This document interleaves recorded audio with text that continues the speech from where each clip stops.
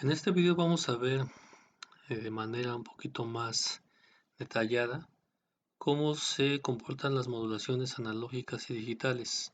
Vamos a hacer aquí unas pequeñas simulaciones utilizando el software para cálculo matemático MATLAB. Vamos a utilizar primero cómo se vería una modulación en amplitud. Entonces, para eso tenemos ahí unas pequeñas rutinas y en el caso vamos a empezar con AM. Vamos, aquí nos pide la frecuencia moduladora 1. Vamos a suponer que aquí vamos a tener una información de 100 Hz. Nos pide una frecuencia moduladora 2. Ahorita vamos a ponerle 0, es decir, solamente vamos a tener un solo tono. Nos pide una frecuencia portadora. Vamos a darle una portadora que sea 10 veces mayor que la frecuencia moduladora, es decir, de 1000 Hz. Y nos pide el índice de modulación. Acuérdense que el índice de modulación de preferencia tiene que ser un valor entre 0 y 1. Si nos pasamos de 1, encontramos un fenómeno de sobremodulación donde la información se ve totalmente distorsionada. Entonces vamos a darle un valor de índice de modulación de 0.5. Entonces corre la rutina y aquí yo tendría la señal original, que es la señal que que puse de 100 Hz.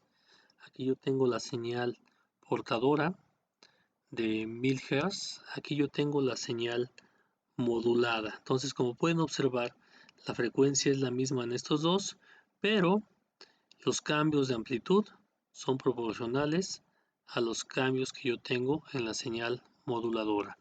El espectro que yo tengo aquí podemos observar que la señal portadora está en los 1000 Hz y las bandas laterales 100 Hz separado. Para esto podemos utilizar un pequeño cursor, seleccionar ahí y podemos observar que en el eje X es de 1000 Hz, 1001 y aquí de 1101.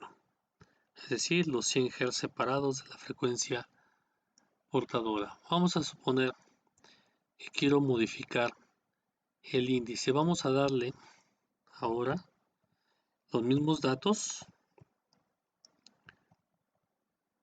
pero con un índice de modulación diferente, es decir, ahora de 1. Aquí podemos observar que los pliegues que tenemos de la banda lateral superior e inferior se juntan en 0. ¿Y qué pasó con esto? Que las amplitudes de las bandas laterales se incrementaron, es decir, que se le va a proporcionar mayor energía. Esto sería lo ideal, tener una modulación en AM con un índice de modulación de 1, es decir, el 100%. El problema es que si yo transmito esto, el ruido lo va a afectar y ese ruido puede hacer que yo tenga un traslape de las bandas laterales superior e inferior en el tiempo, lo que se me generaría como una sobremodulación, es decir, como si yo tuviera un fenómeno de mayor que 1. Vamos a hacerlo. Entonces vamos a correr nuevamente la rutina. Tenemos la frecuencia 1 en 100, la frecuencia 2 en 0, la portadora en 1000 y vamos a poner aquí por ejemplo 1.2. Aquí vemos que tenemos sobremodulación. Aquí se hace más grande el espacio y tenemos ahí una sobremodulación mayor. Aquí por supuesto las amplitudes cambian, pero la señal ya está distorsionada. Entonces hay que evitar que en AM tengamos sobremodulaciones. Siempre se modula con un valor menor que 1. Ahora, ¿qué pasaría si yo tuviera dos tonos? Vamos a dejar este en 100, el segundo vamos a dejarlo en 200, la frecuencia portadora vamos a dejarla en 1000 y el índice de modulación vamos a ponerlo en 5. Entonces, aquí podemos observar que la señal lógicamente ya no es un tono puro, sino que se está sumando con el segundo tono que tenemos. ¿Sí? Aquí en el espectro no se alcanza a distinguir mucho, pero aquí tenemos la primera banda lateral que es por el tono de 100, con la diferencia de 100, lo tenemos aquí y lo tenemos aquí, y acá ligeramente se ve que es mayor que los que tenemos en la línea. Por ejemplo, este que tengo aquí en la línea, no alcanzo a agarrarlo con el cursor porque tiene un valor de 0. Por ejemplo, este tiene 14, pero esta banda lateral es de 628, es decir, estas son las bandas laterales que se generan por los dos tonos que estoy utilizando. Entonces, ¿qué tanto ancho de banda voy a requerir? Pues va a ser el ancho de banda que yo tenga en los tonos, en los máximos tonos. Por ejemplo, vamos a suponer que mi frecuencia moduladora es eh,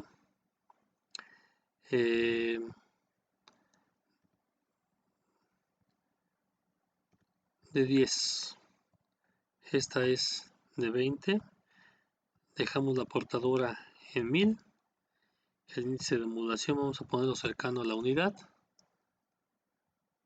Y aquí podemos observar que estos tonos son los que están cercanos y son diferentes de 0. Entonces son los dos tonos que yo estoy poniendo. Y aquí podemos observar que cómo se ve la señal modulada con un factor o un índice de modulación casi del 100%, lo puse del 9, por eso es que las bandas lateral superior e inferior se ven casi en 0 aquí. Para el caso de FM, aquí me pide una frecuencia de muestreo, aquí lo hice de esta manera, de tal forma para poder agarrar eh, una mayor definición.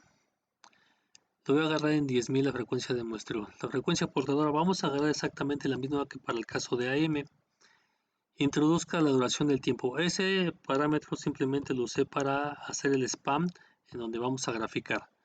Introduzca un tono de información. Vamos a suponer que pongo el mismo tono de información de 100. Introduzca otro tono de información. Vamos a poner el de 200 y establezca la frecuencia de desvío. Acuérdense que esa frecuencia de desvío es la que observamos en el video anterior, que lo pusimos como un delta F. Vamos a ponerle de 50. Aquí podemos observar las señales, cómo se suman las dos. Y aquí podemos ver las variaciones de la señal ya modulada, de la señal en frecuencia. Y podemos observar que aquí esta me está generando más bandas laterales.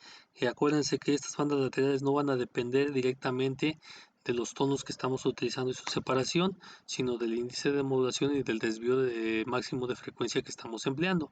Para este caso en particular, podemos observar que el ancho de banda que yo requeriría iría desde 600 hasta 1400, es decir, yo requeriría un ancho de banda de 800 Hz si yo considerara esta amplitud que pueden observar que este stem está un poquito más arriba que los que yo tengo acá. Si no soy tan quisquilloso, a lo mejor agarraría este hasta este valor o este valor hasta este valor. Acuérdense que para el caso de AM y de FM, lo que yo tengo de información en esta banda es exactamente la misma información que yo tengo en esta banda. Ahora, vamos a ver el caso de las modulaciones digitales. Vamos a suponer primero una modulación ASK.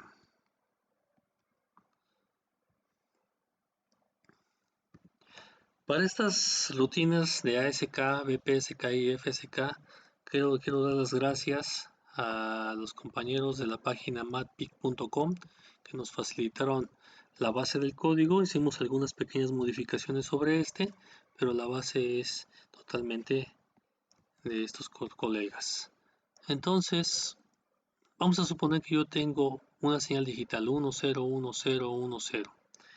Si yo le saco transformada de Fourier a esto, podemos observar que es una señal sampling.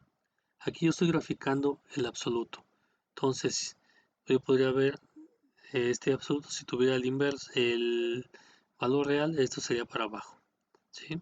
Pero podemos observar que aquí yo tengo un ancho de banda que va de aquí. Aquí no tomé la frecuencia, aquí tomé solamente el número de muestras, pero pueden observar que el ancho de banda que se requeriría sería mucho mayor. Yo voy desde este punto, aproximadamente los valores que tienen cierto valor diferente de cero, y aquí la estoy modulando, es decir, un valor de amplitud para un 1, un valor de amplitud diferente para un 0.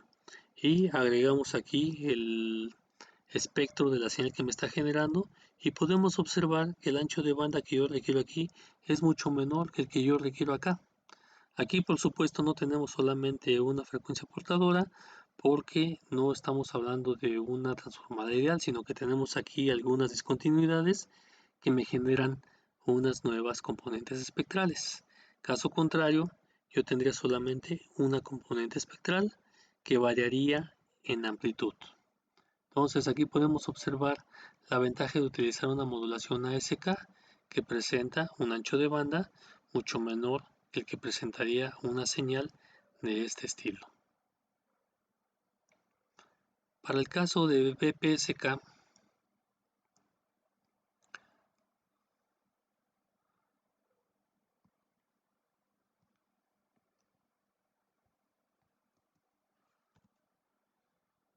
tenemos la misma señal 1010, igual nuevamente nuestro espectro es el mismo que en el caso anterior, pero ahora fíjense, yo estoy utilizando una fase que me representa el 1, una fase contraria que me representa el 0.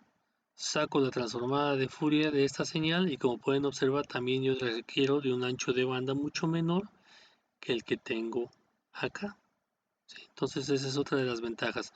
Por supuesto, aquí tampoco es ideal el asunto porque estas discontinuidades me pueden generar componentes espectrales de mayor orden. Sin embargo, aún así el ancho de banda que yo requiero aquí es mucho menor que el que yo requiero de este lado. Para el caso de FSK vamos a hacer la misma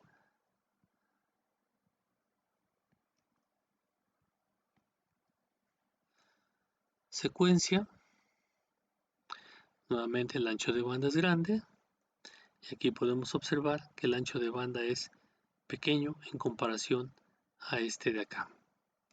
En teoría FSK, por las diferentes frecuencias que yo estoy utilizando, puede ser que los anchos de banda sean mucho mayor que en el caso de ASK y de PSK. Entonces aquí podemos ver con estas pequeñas rutinas que el utilizar modulaciones digitales, en otras palabras, señales analógicas que mapean un comportamiento digital, un comportamiento binario, me permite a mí reducir el ancho de banda que requiero de la señal que se está transmitiendo. Entonces, este es un video simplemente para ver el comportamiento de las modulaciones y poder darnos cuenta de que el utilizar modulaciones digitales tiene la ventaja de utilizar menores anchos de banda que los que se utilizarían si transmitiéramos bits con valores discretos de unos y ceros.